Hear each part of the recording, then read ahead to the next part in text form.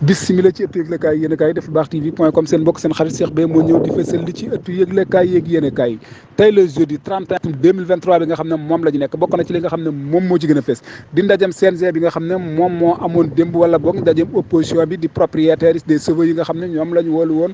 démb ca daje primature lañ leen woo woon en tout cas ki nga xam ne moom moo leen fa woon mooy premier ministre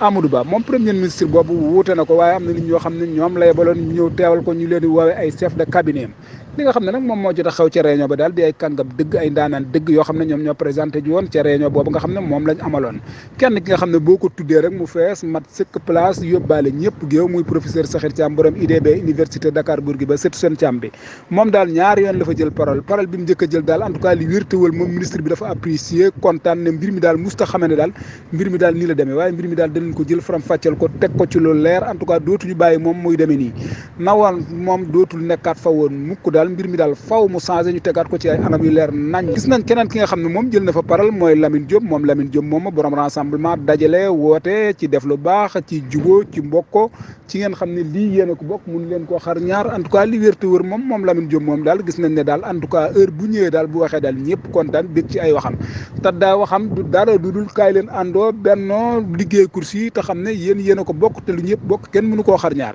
CNG bu course bi bu Sénégal ndax mënati naa jiite kenn xalaatu ne moom ñii fi nekkoon dana nekkat tête de liste yaakaaruñ ko benn yoon wala bu amee kon boog dana fekk loo xam ne dana jaaxal mboolem koo xam ne rek doomu coursier nga wala ngay dund ci course hippique bu Sénégal en tout cas ñeneen ñi nga xam ne jël nañ fa parole ñoom ñëpp daal kenn ku ci ne bàyyi nga sawaar maître Souleymane Diagne avocat à la cour jël na fa parole wax na fa wax ju leer nañ ju set wecc monsieur Omar Bao jël na fa parole wax na fa wax ju leer nañ ju set wecc Dominique Abouris jël na fa parole wax fa wax ju leer nañ ju set wecc ak monsieur Salam Gueye jël na fa parole wax fa lu set wecc loo xam ne kenn mënu ko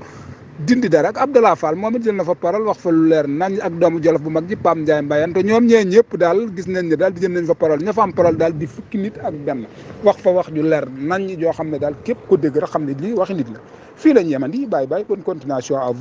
à vous Dakar